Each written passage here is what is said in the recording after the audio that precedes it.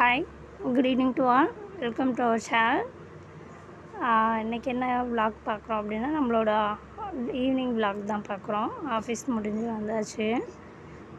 தக்காளி சட்னி அரைச்சிட்டு மார்னிங் சாம்பார் வச்சுருந்தேன். சாம்பார் கொஞ்சம் இருந்துச்சு. சரி, ஓகே, தோசை ஊற்றிக்கலாம் அப்படின்னு பிளான் பண்ணியாச்சு. இதுதான் என்னோடய கிச்சன். ஃபஸ்ட் டைம் வீடியோவில் காட்டுறேன்.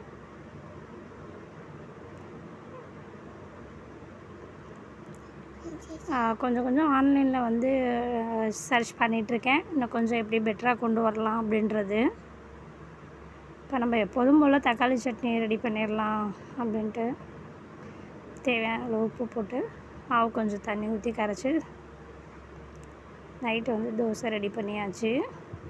சாம்பார் காலைல வச்ச சாம்பார் இருந்துச்சு, ஆல்ரெடி அது சுட வச்சுருக்கேன்.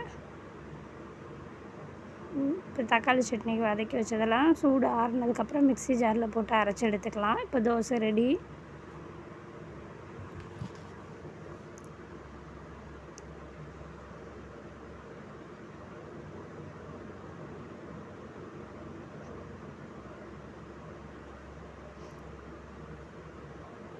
இப்போ சட்னி தாளிச்சிக்கலாம். எண்ணெய் ஊற்றி கடுகு போட்டு நல்லா அரைச்சி வச்சுருந்ததை வந்து ஆட் பண்ணிக்கிறேன்.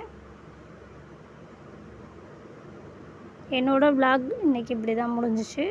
கண்டிப்பாக உங்களோட விலாக் எப்படி முடிஞ்சிச்சு, உங்கள் வீட்டில் நைட்டு டின்னர் என்னன்றது கண்டிப்பாக கமெண்ட் பண்ணுங்கள்.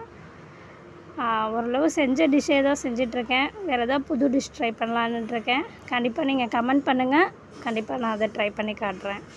தேங்க்ஸ் ஃபார் வாட்சிங். தேங்க்யூ, பாய்.